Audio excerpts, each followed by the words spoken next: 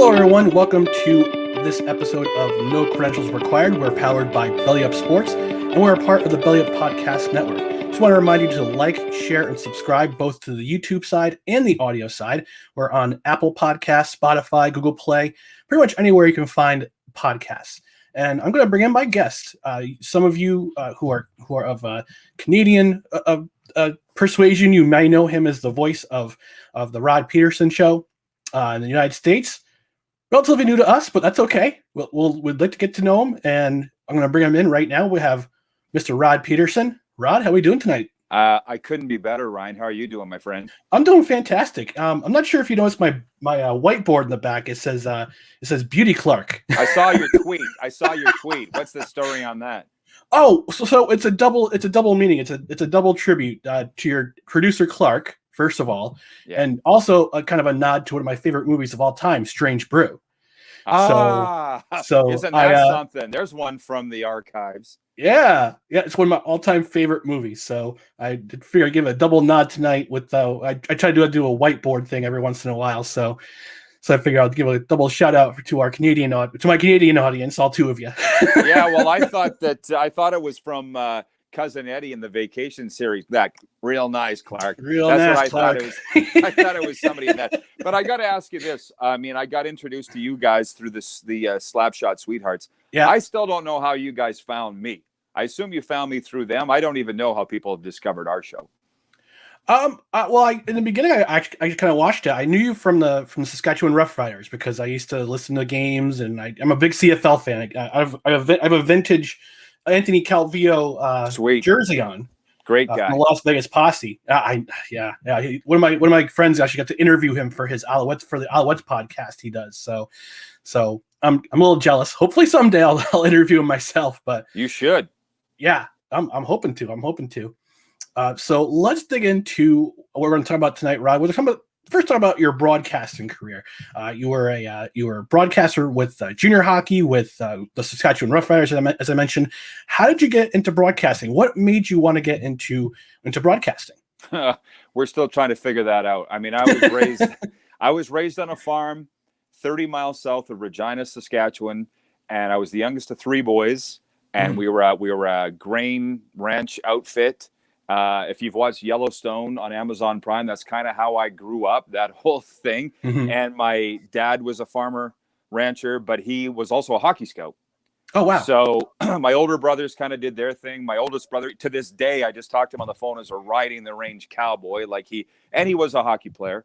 Wow. But from grade one on, I wanted to be a broadcaster in the media. And I just remember a career day when I was 6 years old, doing a tinfoil microphone and headphones and saying, I want to be on the radio when I was 6. So going through, played hockey growing up and everything, but just in high school, I just gravitated to the media. My dad was scouting, taking me to the rinks, and I was meeting with the coaches and stuff, but it was the broadcasters that I was always fascinated by.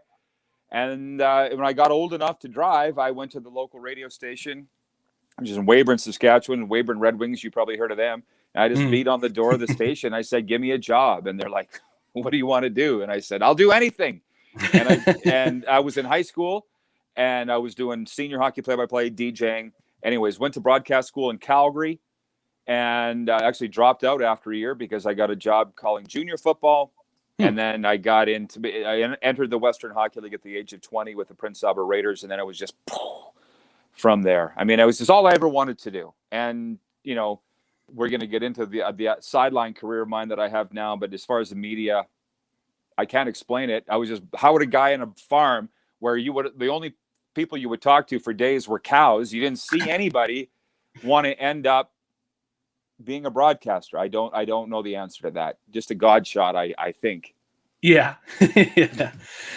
So how many years did you work with the Prince Albert team? How many years was that? Prince Albert Raiders for 2 Prince Albert years. Raiders. 2 years. Yeah, I was there for 2 years. And then I set goals. I wanted to be in the Western Hockey League at the age of 20, and I did. I wanted to be in Regina, which is where I am now, when I was 22.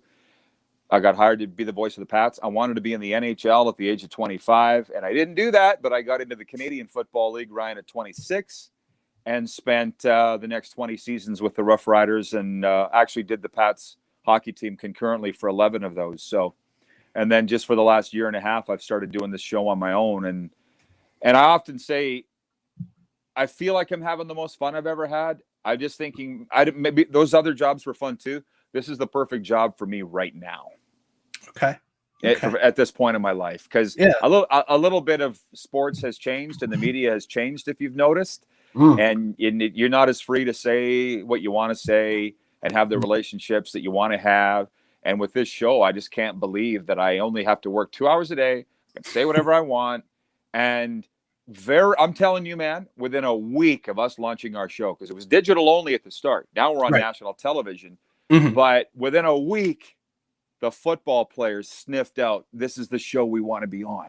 Because for a variety of reasons. I mean, they want the little 2-minute clips that they can put on their Instagram and their Twitter. They want to grow their followers. They want to look like a big deal. We do that for them. And I think, so that was the football players really early. And then Mike Babcock, you mentioned you're a hockey fan. He was on my show yesterday. Yep, I watched that interview. Great interview, by the way. Thank you. And it was his first interview since he was fired by the Leafs a year and a half ago. Yep. And we had TSN and Sportsnet DMing us going, how did you get him? Can you give us his number? And I'm like, he doesn't want to talk to you. You were mean to him. So with us, we don't have any affiliation to any network.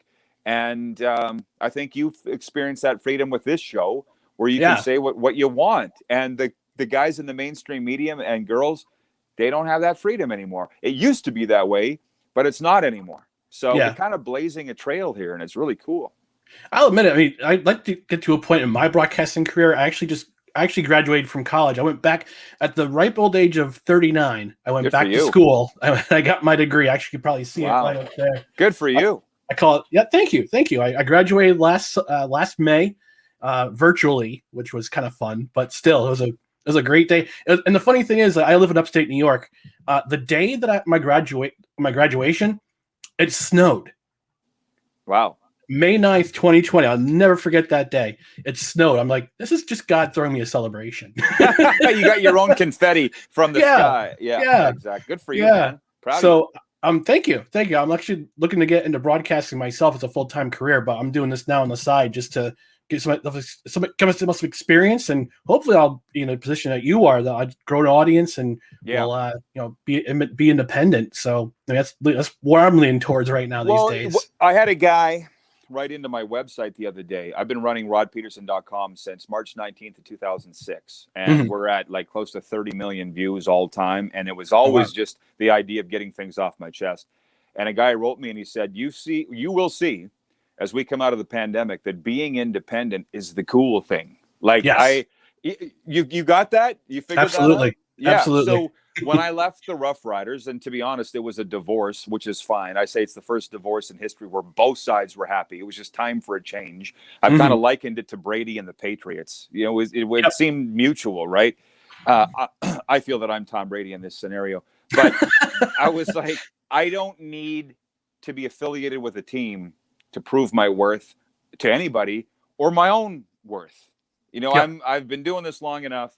I'm proven. I've got the relationships with people, and that's what led to the interviews like with Mike Babcock and stuff. But again, it got to the point where there's people that I've never even met, high-profile sports people trying to get on our show, and I never planned for that. It was supposed to just be me and my buddies, and it's ended up being guys want to be on this show, and so I kind of like I'm asking them, why do you want to be on this show? Well, it's a safe place. We can say whatever we want. Right. And I won't attack people. Like Babcock tonight went on Sportsnet, and he is just getting eviscerated tonight by the media and the fans. And I'm like, that's why he came on with us first. Because I often say, Ryan, with these shows, I'm in your house right now. Yeah. And when I say sorry for the mess, by the way. Yeah, it's fine. But you know what I mean? If somebody's going to come into my house, I'm not going to rag on them. I'm not going to abuse them. I'm going to be hospitable to them. Yep. And that's not overly common in the media either. So yeah. And I remember listening. I watched today's episode, and we talked about cancel culture a little bit. And there just seems to be not a whole lot of forgiveness and grace in our culture right now. It's like everybody's out for each other's blood. I dislike it so much. And and we talked about Mike Babcock and about how he owned up to his experiences. He and that's the thing you got to do when you're a person. You got to own up to your experiences. You got to say you're sorry. You got to go up to the person you offended and say you're sorry and say your piece and move on and hope to become a better person. Well, I know. I feel like we're very close to getting into that recovery discussion here, but there's a friend of mine who was the lone surviving coach of the Humboldt Broncos crash. And his name's Chris Baudry. I just talked to him today because he's buddies with Babcock. And he once told me that you will never heal until you look your issue right in the eyes. And most people don't want to do that because it's too painful. But until you get right down to that level and look the devil in the eyes, you're not going to start to heal. And the guys that feel so upset about Babcock and I don't doubt, Ryan, that he did all the things he's accused of. By the way, I don't think any of those players are lying. No. But when he has said, we all make mistakes, we're human, I wish I could take back what I said and did, and I'm trying to be a better person, what more do you need? And a lot of these guys, well, particularly media, there's some serious wars that have erupted here on Twitter just tonight since we've been talking of people defending Babcock, bashing Babcock. And I'm like, why can't you get over this?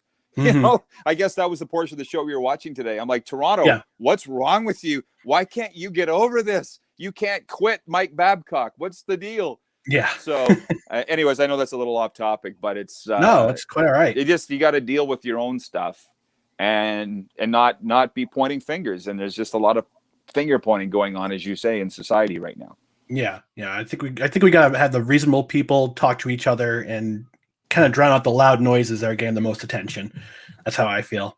Yeah. But since we're on the topic, you mentioned on your Twitter profile that you're a recovery coach. How did you fall into that? I literally fell into it. And well, you asked if there was any topics that were off limits, and there aren't. But I speak to groups and stuff about substance abuse prevention, mental health issues, and I faced an intervention when I was 42, 6 years ago. Oh, wow. For alcohol. And I was given a choice of door A, changing my life, or door for the better, choosing a better life, or door B, which is keep doing what you're doing. Keep drinking, but you're going to lose your job. You're going to lose your family. You're going to lose everything. And out of all of that, I will give myself a tiny bit of credit that I chose door A. And from the moment that door opened, it was just, the sun came in. You know what I mean? And I made the right choice. But 2 years into that, I got offered an opportunity by a sober coach in Montreal who happened to be in a 12-step meeting that I was in. And he's like, I don't know who you are or what you do, but people listen to you.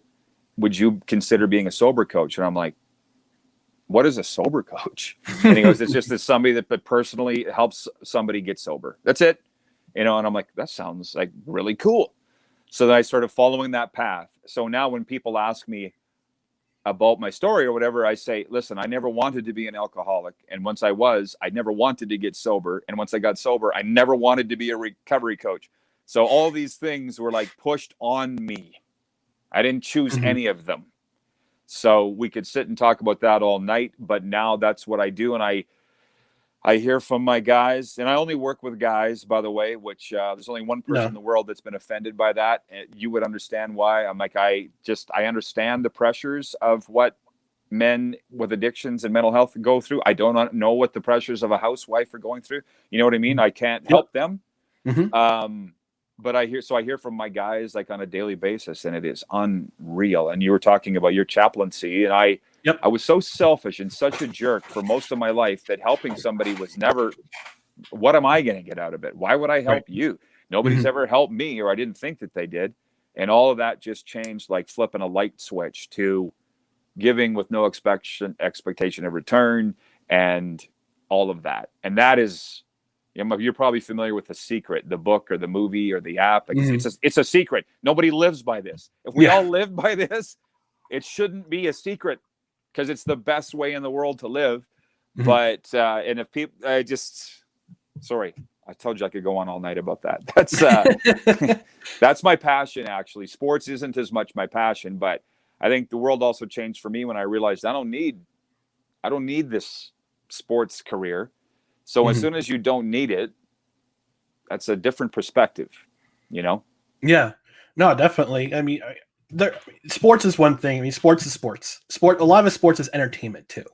So Sure. you got to find yourself. You're gonna find yourself a higher purpose.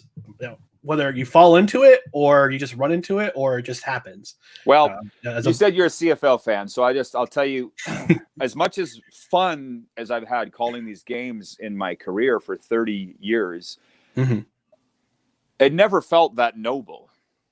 Hmm. Like, I'm not saving lives. I'm not helping anybody here. As it turned out, I was, because people would say, "Oh my God, you got me through a tough time listening to you." But you know what I mean. But that's Yeah. not direct.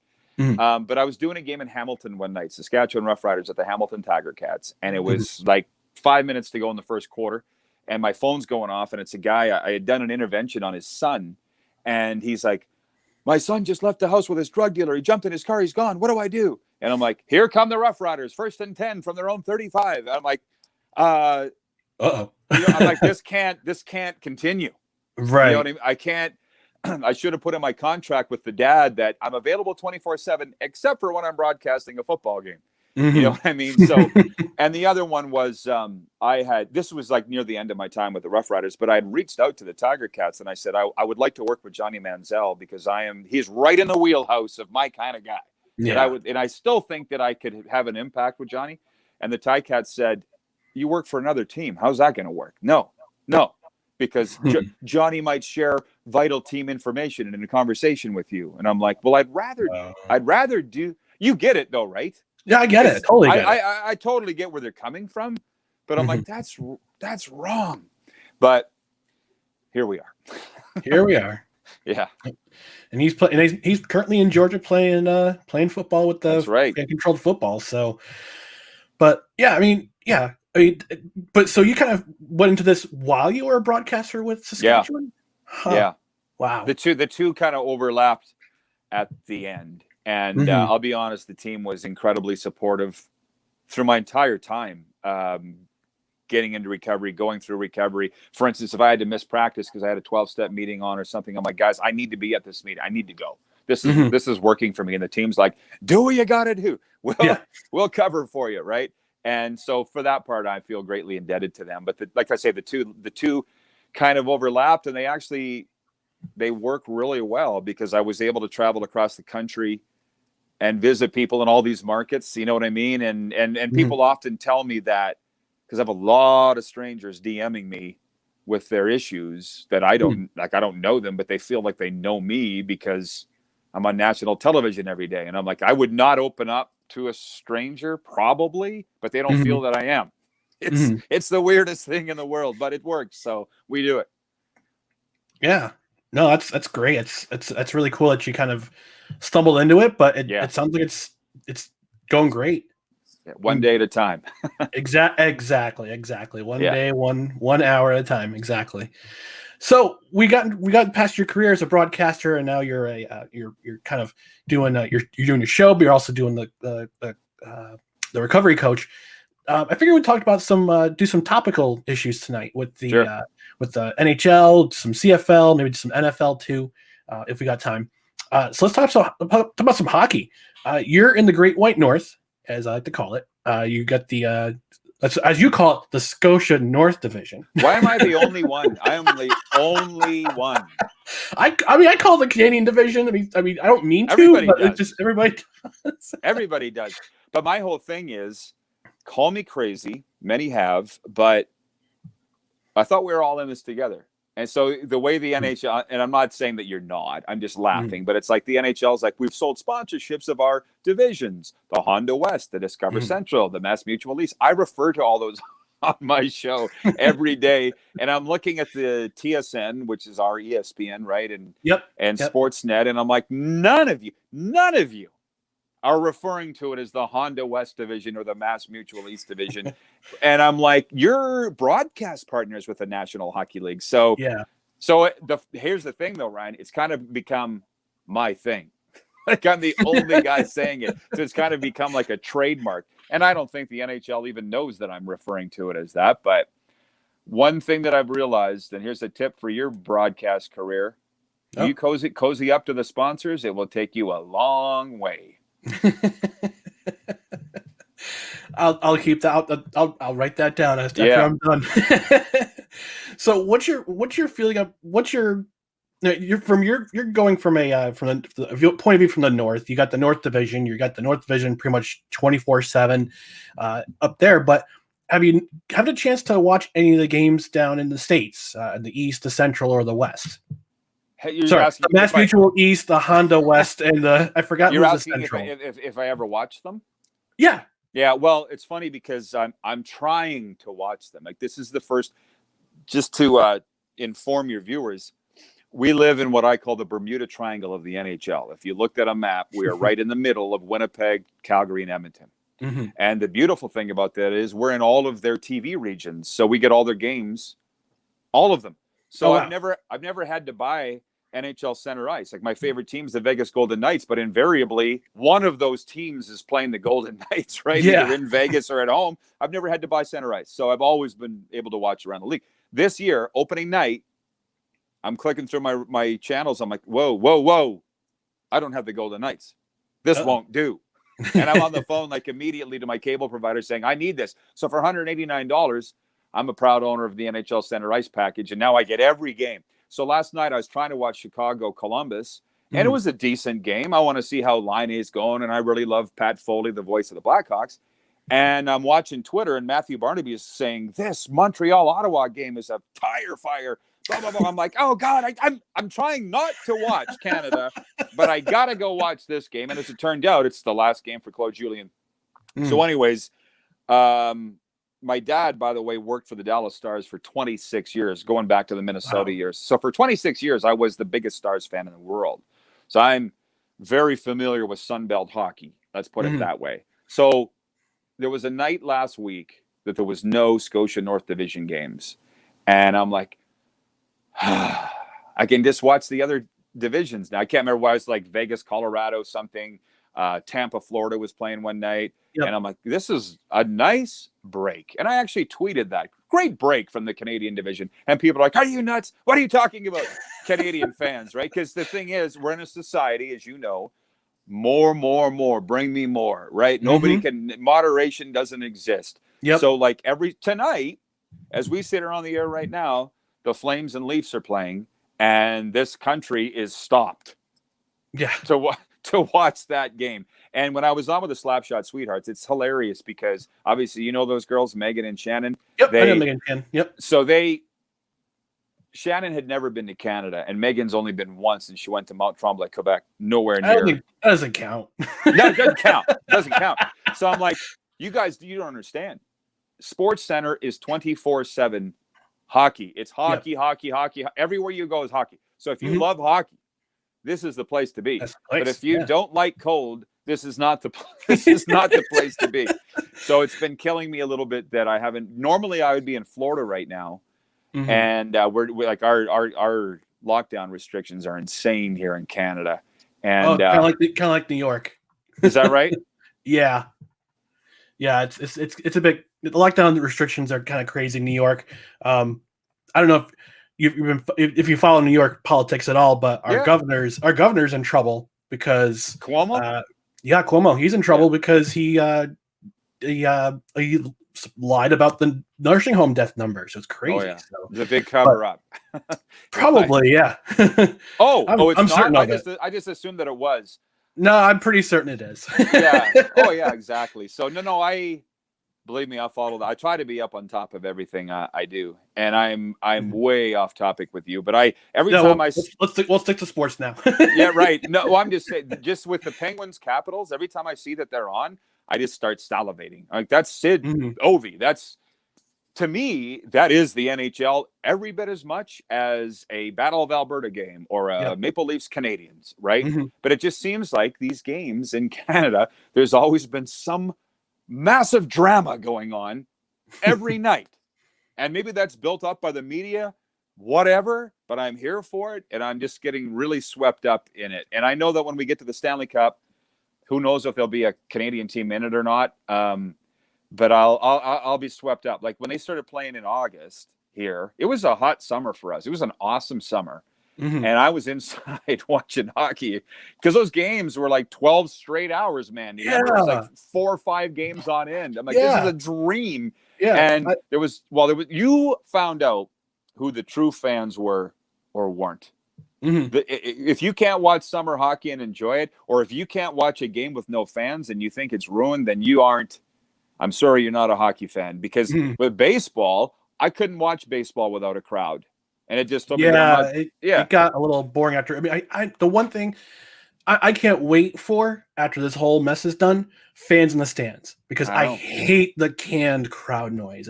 It's awful. It's like watching a video game. I know, and some of them aren't doing a very good job of it either. Like the oohs and the ahs and the boos are like 3-4 seconds below. I guess, like, if you can't get it right, don't do it at all. Don't bother. Yeah. Yeah, don't even bother. But I can't wait for the crowds to open, and I can't wait to go. Like, I want to be one of them in the venue.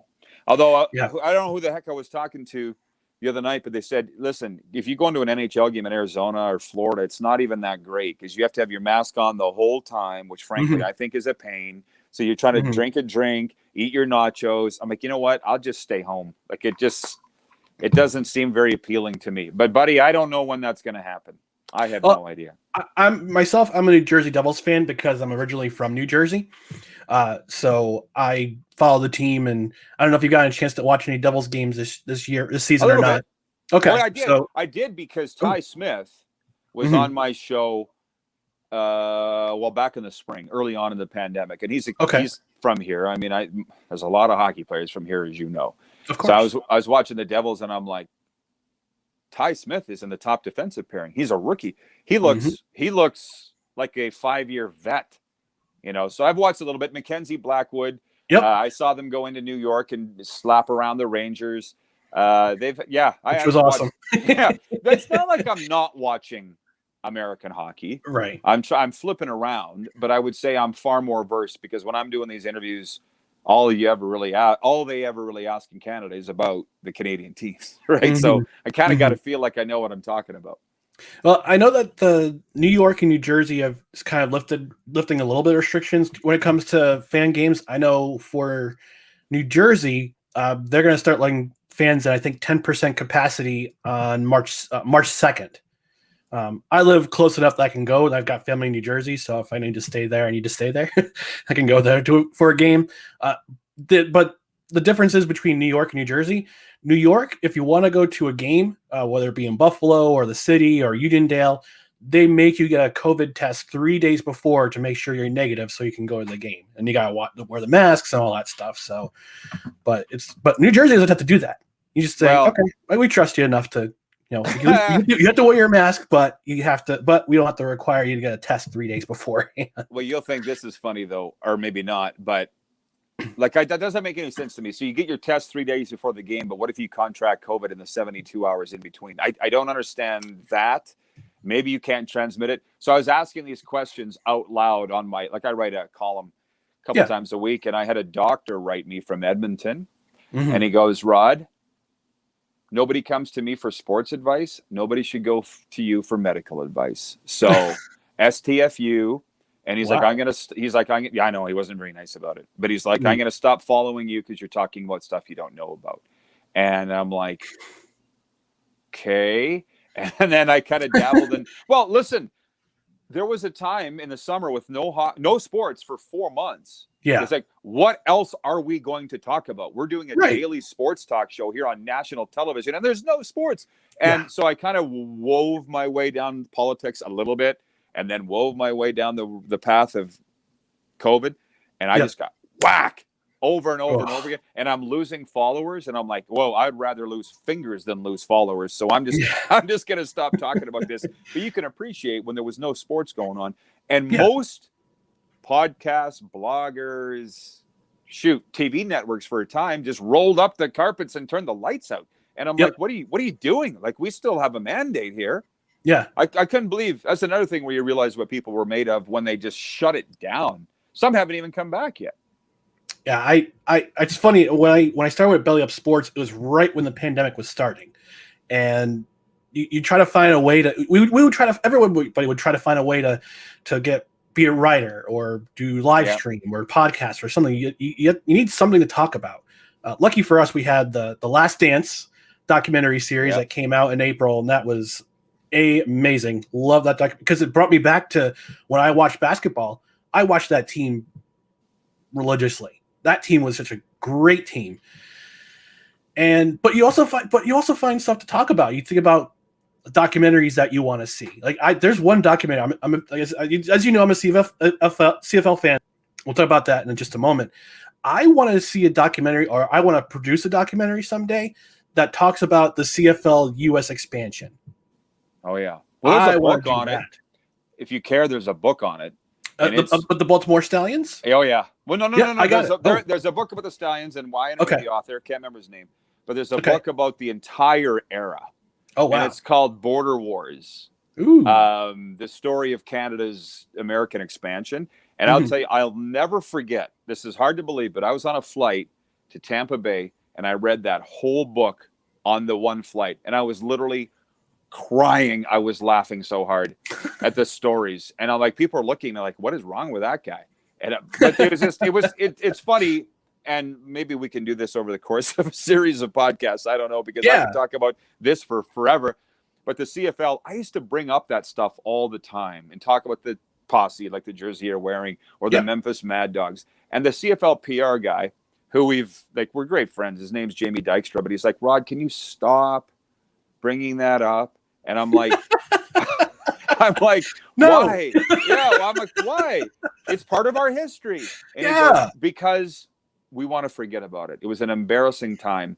And I'm like, well, whatever, you're in charge, so I guess I'll stop talking about it. And then I'm reading the book going, maybe there's a reason why they want to forget this, because it was just an absolute sham. But the American expansion is like that drunk uncle that comes to the Christmas gathering with a family, and you just want to leave him in the corner and not talk to him. You know what I mean? He's Uncle Eddie. He's Uncle Eddie. Nobody wants to acknowledge him.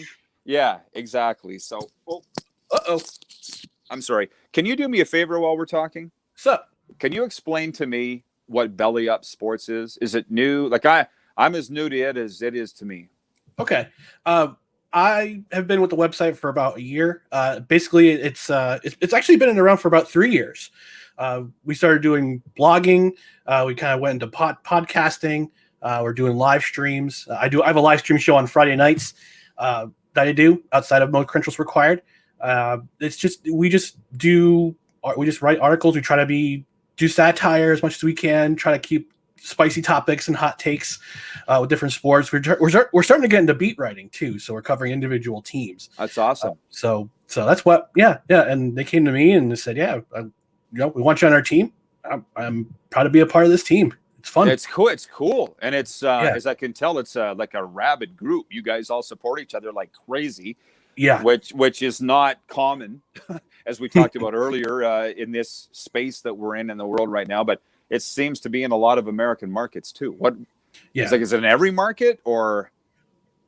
We have people pretty much all over. We got one guy in Britain, who's originally from Detroit. He moved to Britain a few years ago. I don't know whether for a job or just because. We got some folks in Canada. One of our Canadians is a big basketball fan. She's a big Raptors fan. But we've got people all over the country. I'm in Albany, New York area, Saratoga, New York area. But I love New York teams, obviously. But we got guys from Ohio and Massachusetts and Connecticut, and everybody's all over the place. Yeah, it seems quite awesome. Big. Well, I was going to say, hopefully we can form some sort of partnership. If you already have a Canadian division, then I get it. But I like what I see, and I've only known about it for like 10 days. So it's really cool how you guys support each other and what you're doing. So if I win, we all win. That's how I think. It's team mentality. It's team mentality. So let's transition into the CFL, and we've had some. Obviously last year with the pandemic, there was no season, unfortunately, and actually, I'm close enough to the Montreal Alouettes. I follow them. Two of our arena football players, he used to play in Albany. One of our guys signed with the Alouettes. I don't know if you've ever heard of a guy named Malachi Jones. Oh yeah. Yep. And Fab Guerra, He was a punt returner, a kick returner for the Columbus Destroyers. So they signed with the Alouettes, but unfortunately the league didn't play last year, and I guess they're trying to get things going this year. But I mean, it seems to be kind of when it's one step forward and two steps back, right? Is that how I kind of gathering from all the news and stories I'm hearing? I'm following the throes of this daily because, frankly, with our show, although we're a hockey country, I would say our bread and butter of our viewership is CFL fans. And so we're like every day it's up and down. It's like a roller coaster. You've got it right. 2 steps forward, 1 back, or it's actually probably 1 forward and 2 back. But what people have realized, something that I've always known, but in the pandemic, people have realized that the CFL is not this huge thing that they thought that it was. I mean, It's cool that every game is on national TV every week. And that's easy to do because there's only 9 teams. But they have got a huge brand, but they don't make a ton of money. So the point here is that when other leagues were going into a bubble last year, the CFL looked at it and they're like, we can't afford to do it. We can't. Our rosters are too big. We got 55 guys per team. What are we going to do? We're going to put them in Winnipeg and keep them in a hotel and ask these guys to stay in their hotel room after noon every day. And the price tag I was told was $1 million just to feed them food alone, let alone playing these guys. Testing is the number one thing. Like I've heard the testing for the NFL. I just heard this the other day from a coach in Houston. He goes, our testing was expensive by NFL standards where resources are unlimited. Right. So I'm just explaining why the CFL didn't play last year. They couldn't afford to play, and the borders closed. So to bring in Americans and have them quarantined for 14 days was not realistic. Where were we going to put them? They don't have homes. These guys rent during the season. So it was just a logistical nightmare. And now that you ask that, like for this upcoming season, I just read an article of quoting the president of the Winnipeg Blue Bombers. And he said, sorry, I'm getting a text here about my phone's going nuts here. Sorry. Oh, no. Got a text about Babcock. I told you it's going nuts. So anyways, the president of the Blue Bombers is just like, it's going to be incredibly expensive again, but we're going to do it. We're going to find a way to do it because we can't go 2 years without playing. And I saw your comments today about the NLL. And I think the CFL is really annoyed by the fact that their fans are in their face every day with, when are you going to play? When are you going to play? And they don't have the answer. That's frustrating, right? When you're asked the questions you don't have the answers to. Yep. But I'm like, I'll guarantee you the NLL would die for the publicity that you guys have. Oh, yeah. Right? Like, and the profile. Their games aren't even on television, let alone national television, not even on regional television. So I had a guy chastise me in my show today saying, Rod, one day you're positive, one next day you're negative. Like it's hard to, I'm like, well, hello, welcome to following the CFL. Yeah. When the commissioner and the owners can't tell you today if they're going to play, why are you looking at me? Because I darn sure can't tell you if they're going to play. So the other thing that we've learned is that the players would play for literally nothing. And you mentioned Manziel and the Fan Control League. Those guys aren't getting paid. How could they? Don't have any money. Football players will play for nothing. And that's one thing that we've learned in the pandemic is that. And I think the owners in the CFL probably always knew that too, but now the fans know it as well. So it's not good.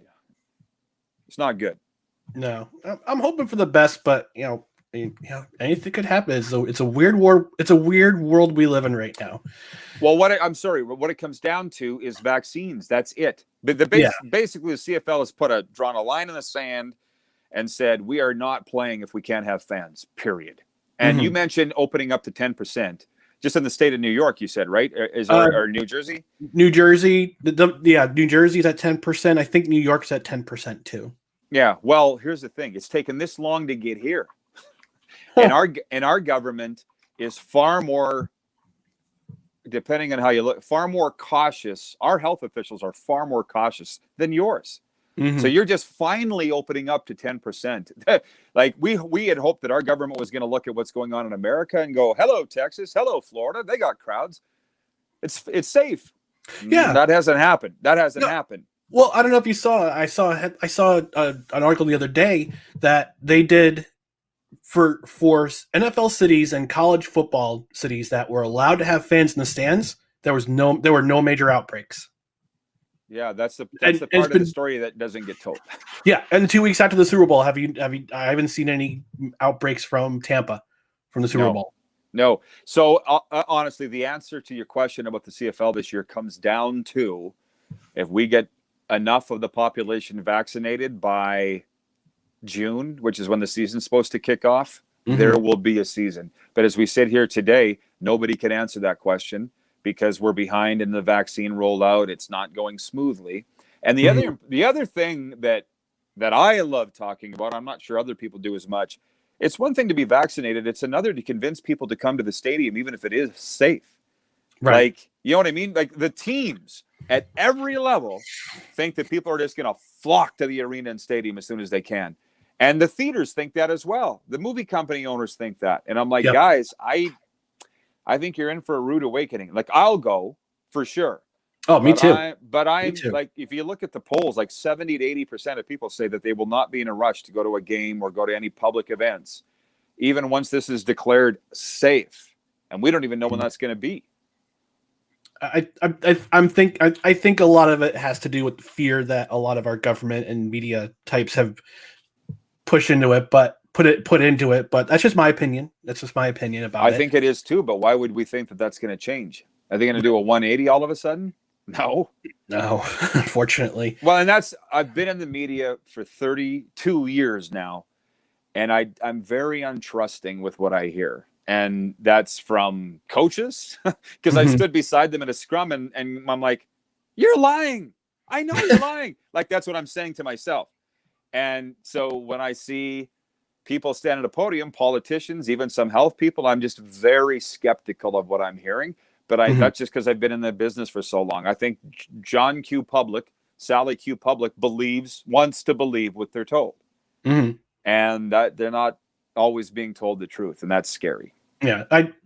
That's one thing I think I do is I try to read between the lines of what people are saying and how we read, what kind of articles we read. So for myself, I try to be as truthful as I can, try to be as honest as I can. So that's just my MO. I wish a lot of other people would follow that, but what can you do? But you're not gonna. This is where the recovery thing works well with sports. You aren't going to make somebody do something they don't want to do. Yep. Or until they're ready. Yeah. So that's why, I can't remember what my earlier tip was to you, but here's my second. And that is speak from the heart and be truthful and don't try to BS people. And you will be very successful in this business. But that's where I fell out of favor near the end of my time with teams, is that I was told to go on the air and lie. And I wouldn't do it. And they said, no. If you don't do it, you'll be replaced. And I distinctly remember taking my key fob off my belt and going, here you go. I'm done. I don't want this job if you're going to make me lie to people. And that happened. And that's when I say things have changed. And that's not everywhere. That's just what happened to me. And I'm like, I don't want to do this job if I'm being told what to say and people can't believe what I'm saying. And I think that's why, and as we both went into earlier, I think that's why a lot of people are going more independent. Are your cat's there? What's your cat's name? His name's Tagalong. Let me see if I'll let him in. Hang on one second. Sure. Come on, buddy. Come here. There he is. Nice. Cute Show cat. mascot. Oh, thank you. Tag along is better than hop along. That's true. He will literally follow you wherever you go. Oh, that's how you got the. Well, that's cute. That's how I got the name. Good. Looks like a nice demeanor. Yeah, he misses me, so he's like, why is the door closed? Right. So, not camera shy. Not camera shy at all. But I'll be honest, man, that's where you guys listen. I've done a lot of time, and I'm not sure how much the viewers are interested in this, but I know you and I are. I've done a lot of time spent a lot of time examining why Spittin' Chicklets is so popular in Pat McAfee. Yep. And ours, because ours is being called the Canadian version of that. And it's very simply, it's not polished. No. It's not anything special. And they got going through Barstool. I mean, they've just got a few years ahead of us. Their numbers are insane. Oh yeah. And people want the goods. And I was just talking to a junior hockey guy the other day. He goes, obviously you're familiar with Spit and Chicklets and Biz Nasty. Yep. He's like, Biz Nasty now is doing Instagram lives in between periods of Hockey Night in Canada from Arizona. And people are tuning into him because they'd rather watch him than what's coming out of their screen, because it's not, Hockey Night in Canada has turned into this agenda and political movement. And that's, by the way, that's fine. But that's another way that the business has changed. And whereas Biz, if you've watched him, he's just going to let it rock. So the other night, he's just going to let it rip. yeah, he's taking questions from viewers about Babcock and who's better, McDavid or Matthews, and he's giving his thoughts. And I'm just like, this is fascinating. You know? Yeah, as a New York Jets fan, you know who Damian Woody is? Oh yeah, I love him. I watch him every morning on Get Up. Yeah. Oh yeah. He'll, after Jets games, he'll go on Periscope and just let loose about his feelings about the game. What are the Jets doing? What's going on? And he's just honest. I love that honesty. I love that, the fact that social media gives just about every not journalist, but every analyst that moment to be really honest with their audience and be genuine. Yeah, and that's why when I said I work with athletes and entertainers, because the same thing's happening with YouTube. Like star singing sensations are being found on YouTube. They don't have to wait for a record company anymore or for an agent to discover them singing in a bar in Nashville. Yep. Like they go look at their YouTube, So yeah, that's what's awesome. Yeah. Look at Dude Perfect. I don't know if you're familiar with Dude Perfect. I'm actually not. Oh. If he's not country, I probably wouldn't know. Well, no, they're not a musician, but they're just guys who just do trick shots of things, and they've gotten together they actually did a video with Jamie Benn and Tyler Sagan from Dallas, because they're based out of Texas. Oh wow! So they did hockey trick shots with them, and they did stuff with Johnny Manziel and from. When he's at Texas A&M. Then I have heard of them. Yeah, they've been around for a while. Yeah, and they get discovered. They did YouTube videos, and they were on Nickelodeon for a couple of years. So, but that's again where, on one hand, I did a Zoom call with a broadcast class out of Vancouver, British Columbia, a couple months ago, and I felt like telling these kids, "Don't do it." Well, just that Bell Media, the company that owns TSN, whacked 800 people 10 days ago. Oh. And it's incredibly painful for the media industry in Canada. But on the flip side, it's if you're willing to work hard and do your thing and have the nerve to do your own show, the sky's the limit, right? Because the broadcast people, the executives, I know they've been panicking for 5 to 10 years, wondering where this business was going, and now it's here. Wango, like the pandemic just, And I was saying today how I don't know if you caught the portion of the show, but I said I had a goal growing up of getting my name in the hockey news. That was my goal. My whole family just ripped through the hockey news. We couldn't wait for it to come in the mail. And now I'm like, well, I got my name on SportsCenter last night, so actually that's probably cooler because I don't even read the hockey news anymore. So and like the hockey news did not adapt with the times. I don't know if they have an app or what. I don't read it anymore. I think they got acquired by SI or Sports Illustrated. Then I guess they're happy too. But my point is, that was a periodical that we would sit and read an article on every single team in the National Hockey League, right? And that's how Stan Fischler became on my radar on that tiny little farm in Milestone, Saskatchewan. So it's just, now we have the internet, now we have all this, but the strongest will survive, and the most talented will be discovered, and the meek will be cold.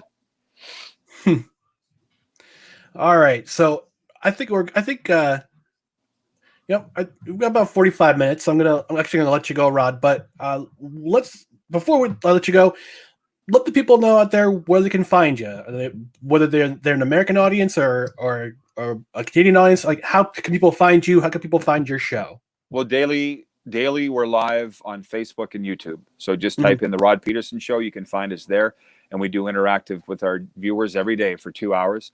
Yep. But we're also on Game Plus TV Network, and I'd have to go check my list, but I believe we're available on Altus Cable in upstate New York. Check your cable listings. Game Plus Network. We're on TV in 10 provinces and 31 states. New York State is one of them.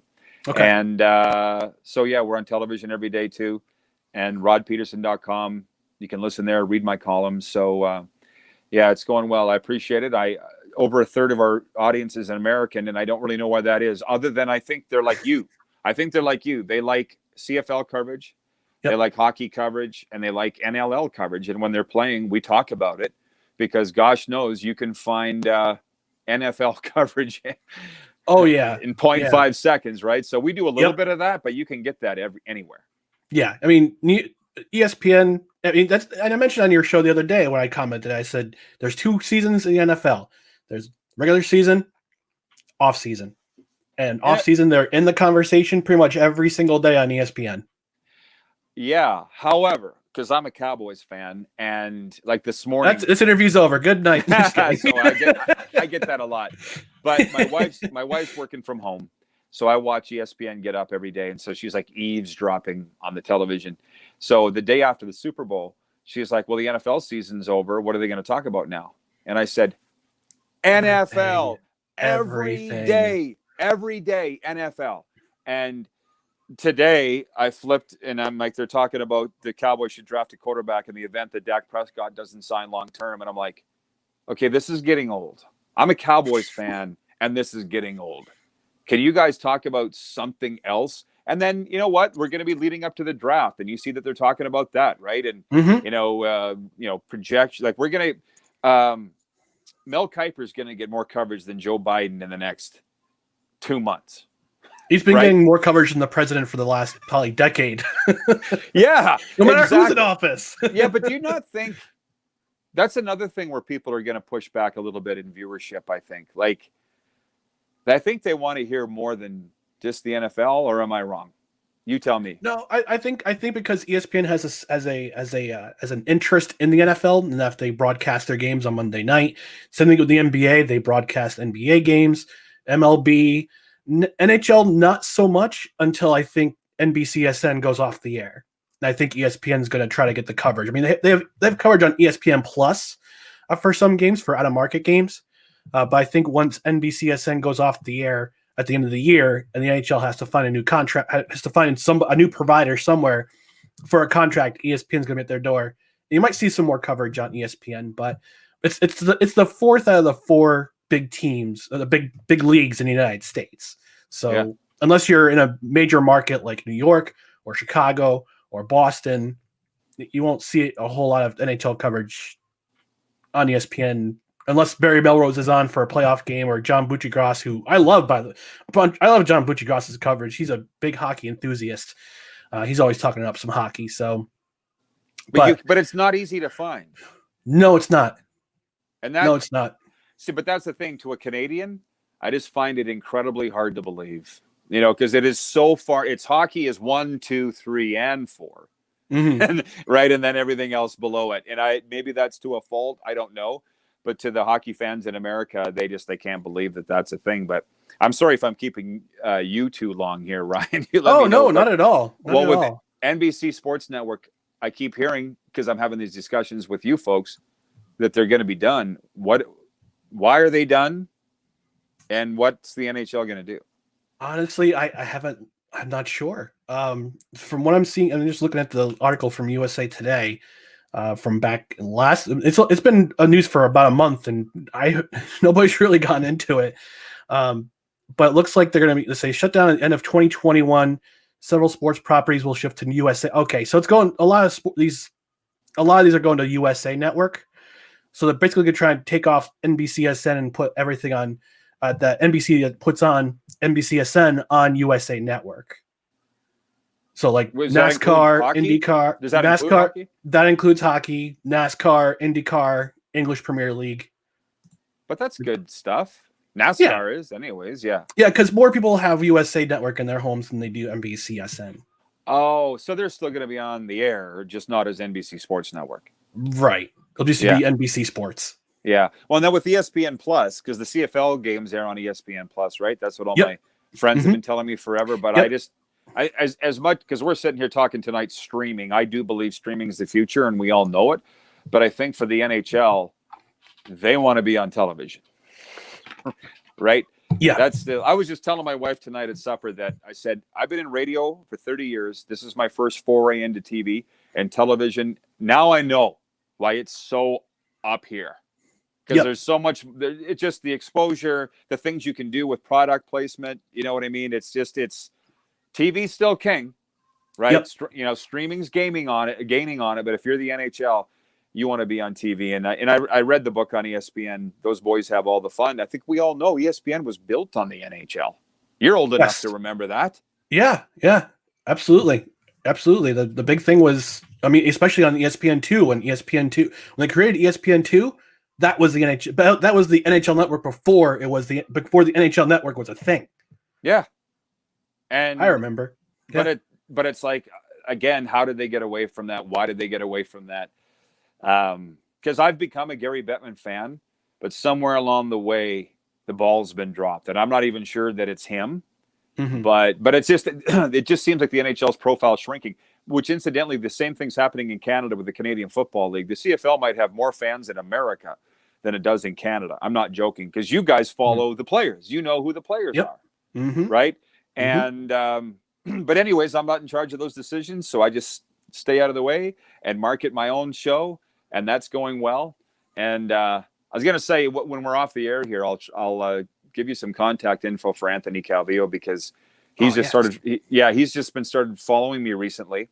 I've done some events with AC. Like, we know each other, but I never had his contact info. But he's sitting as the offensive coordinator at the University of Montreal, and has just been hired. Right, and he's been hired as an ambassador for the Alouettes. And AC is just a classy guy, smart guy. You've picked a great guy to not idolize might be a strong term, but be a fan of. How's that? I've also got a Montreal jersey of his that I got when I was in Montreal back in the day. What a great city! Oh, lovely city. Hope to go back there sometime. Hopefully you got a reason to go back sometime. Yeah. Me too. Well, I'm hoping if the CFL and the Alouettes play this year, I'll definitely, if they open up the borders, I'll definitely be on board. Good. All right, Rod. So let's I want you to, before we go, I'll have you give your social media accounts, your social media on Twitter. Where can people follow you? And jump and crack wise if they wanna just say hi. Whatever. Yeah. Where people can find you. I'd like to go back and forth with people. So it's at Rod Pedersen for my show. For me personally, at Rod Pedersen Show for the show account, and then my recovery accounts, which I keep completely separate, is at Pedersen Recovery on Twitter, Instagram, Facebook. I'm on all of those, and I invite anybody that's struggling with any issues that have nothing to do with sports but mental health. You're having a tough time. That's where I like to help people and converse with people. And it doesn't go any further than me. And if I can't help you, I'll direct you to the right person. So I appreciate that opportunity. And yeah, life's going great. I appreciate it. Making a lot of new friends like yourself. And thank you. I got no complaints. Awesome. All right, Rod. Well, thanks for your time. Really do appreciate it. All right. Well, hopefully you'll return the favor for me. Absolutely. Okay.